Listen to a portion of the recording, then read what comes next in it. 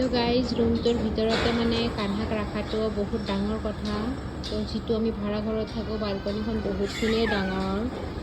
তো তাক অকণমান বালকনিতে লৈ আহিছোঁ আৰু মই বহি আছোঁ। সি খেলি আছে অকলে অকলে ইফালৰ পৰা সিফালে ৱাক আছে।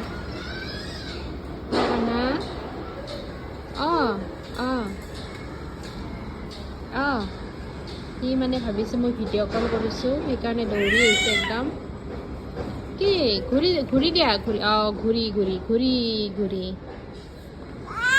অঁ অঁ অঁ আয় গোসাঁইটো তো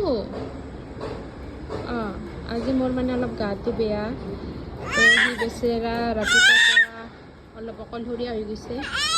মিহিৰে অফিচ কৰি আছে, তাক চাই আছে।